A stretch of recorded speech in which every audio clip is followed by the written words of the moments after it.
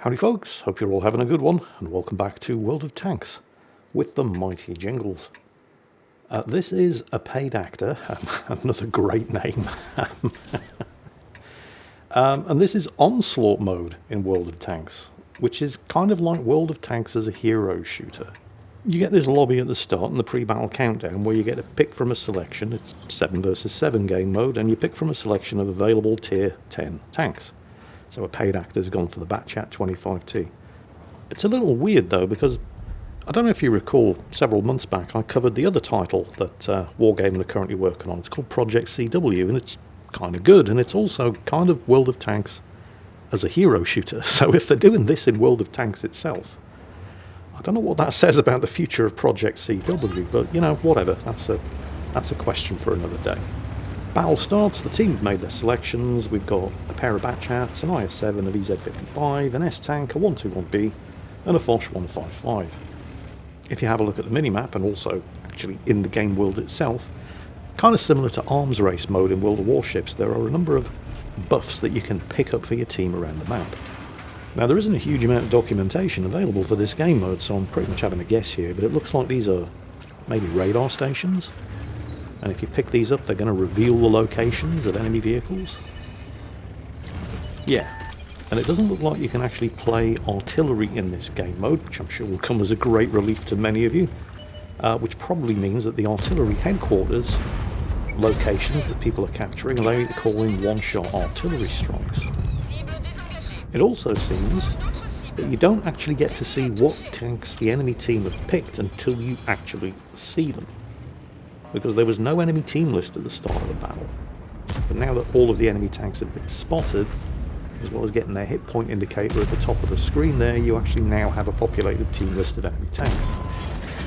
As far as how you actually win in Onslaught mode is concerned, neither team has a base, so it's not like standard battle in that respect. Also, it's only a 10-minute long battle as opposed to 15 minutes. There is one single flag capture point that both teams have to fight over, and presumably you can also win by just destroying every tank on the enemy team. Killing all the tanks on one team might be significantly easier said than done, however, because it also looks like all of the tanks have buffed hit point pools. I'm pretty sure a Batchat is not supposed to have 2,500 hit points. That's about 700 more than it should have, although the buffed hit point total doesn't appear to help the friendly IS-7 much with its 3,500 hit points. He's gone down early, and the team have just lost another tank. This is not a good start. Initially I was thinking, wow, I mean, you know, okay, increased hit point totals, fair enough, but hang on a second, isn't the Batchat 25T notorious for carrying a very light ammunition load? It's not unusual for Batchat drivers who splurge all of their shots at the start of a battle to end up with nothing to fire at the enemy in the last few minutes. Always in a bad spot, need to get out of here. But they've taken that into account too. A normal Batchat carries 36 rounds of ammo into battle, but a paid actor started this battle with 50.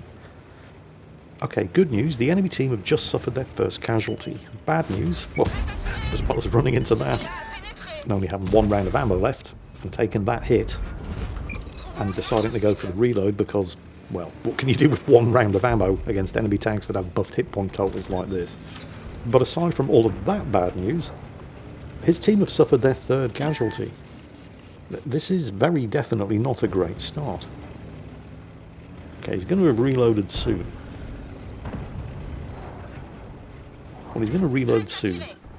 And there's an opportunity here to link up with the rest of his teammates and take out the enemy Minotauro. Or at the very least, take some pressure off the teammates that the Minotauro is shooting at. Yep, he's caught him bang to rock. The question, of course, is how many shots is he going to be able to get away safely before the Minotauro turns around? And the answer to that is 2 out of the 5 available. See, the problem here, and he's going for a reload, while also getting himself safe and picking up this artillery strike, but the problem here is that it's all well and good going into battle with an increased ammunition load, but even though you're carrying roughly 30% more ammunition, all the tanks have roughly 30% more hit points, but the individual shots that you fire from the magazine of 5 don't do any more damage. So the fearsome burst capacity of the Batchat becomes less valuable. Drops his artillery strike on the spotting station that the enemy team are trying to cap. Briefly resets its progress. Unfortunately, the enemy team, they still have a 1 kill advantage and a several thousand hit point advantage, and they are actually capping out the base. He did get spotted there. Oh, here we go. Enemy Batchat on lower health, who doesn't appear to be interested in fighting, and really should have been on even lower health after taking a hit, which by some miracle failed to penetrate. Now a paid actor is attempting to get this cap reset. And he's out of ammo, so bearing in mind where the enemy Batchat went, and just in case he was reloading and he's coming back for more, he ducks back into cover to get a reload off himself. It's now up to the rest of the team to work that cap reset, and it does look like they are scoring a hit or two. Oh, he got spotted again. And again. I would be very worried about that enemy Batchat because he has not been respotted. There's a spotting station here he can cap though, although it's not available for capture for another 30 seconds or so. He is taking a bit of a chance, constantly getting respotted, cresting this ridge in order to get the cap resets off, but while he was moving to this position, most of those enemy tanks in the cap circle would have been pointing their guns at and shooting at his remaining teammates. So it's a bit of a good news, bad news situation. It's good news for him, it's not so good for the rest of his team. So he gets another couple of resets off with his last remaining shots against the mouse, so that's good, but then when falling back he takes another big hit. He's now on less than 50% hit points, he's again reloading. The thing is, the mouse in this battle mode has nearly 4,000 hit points. It's extremely difficult to kill, although it's down to just over 1,100 now. But that's still 80% of a Batchat's fully loaded magazine capacity. The VZ-55 appears to be going for it. That was an extremely brave move. He's going to take advantage of it. The Foch 155 has gone down. It's just a paid actor in the VZ-55 now, and the paid actor is of course spotted. He's taken fire from across the map. That was a really gutsy move from the other medium tank. He's managed to get himself into a...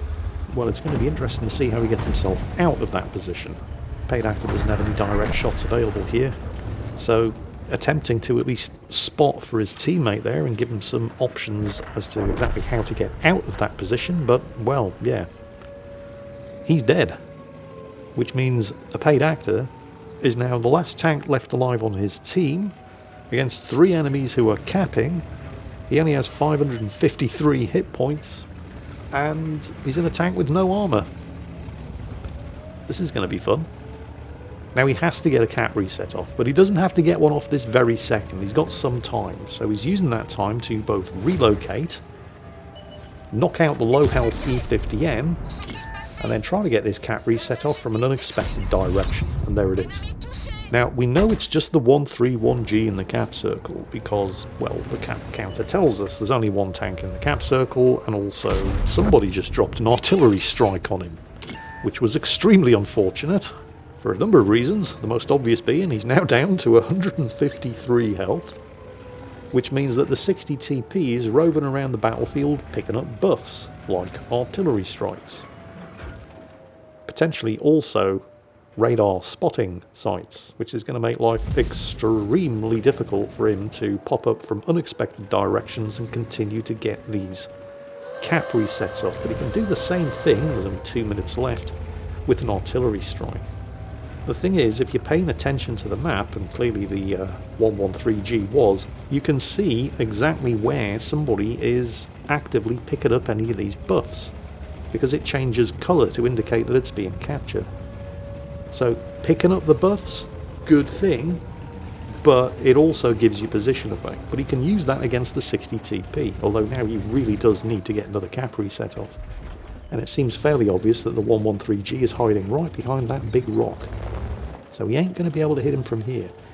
But that works both ways, because it means the 113G can't hit him from over there. So maybe he can grab this spotting site and find the... okay, we already know where the 60 TP is. Somebody is grabbing that artillery station. So he drops the artillery strike on it and is rewarded with a kill on the 60 TP.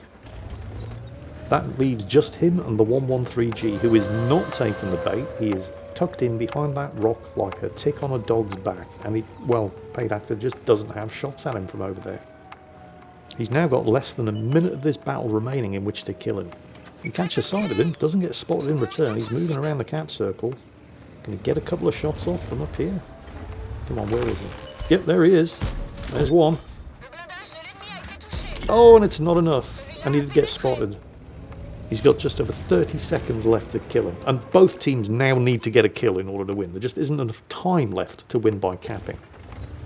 Paid Actor can grab this artillery buff with this rock in the way without the 113G being able to shoot at him. But the 113G is no longer capping. He also knows he needs to get a kill.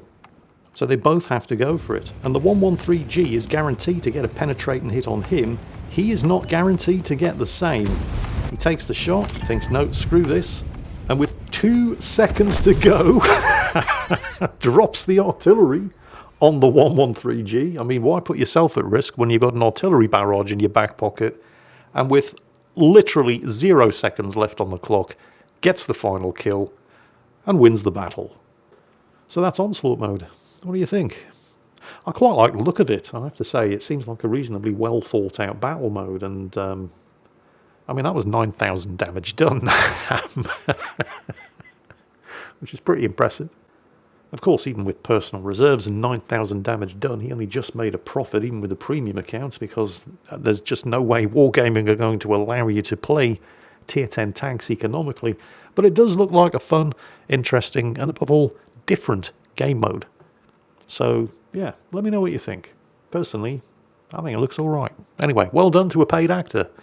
A literal last-second win and 9,000 damage done in the Batchat 25T in the Onslaught game mode in World of Tanks. Hope you all enjoyed it, and as always, take care, and I'll catch you next time.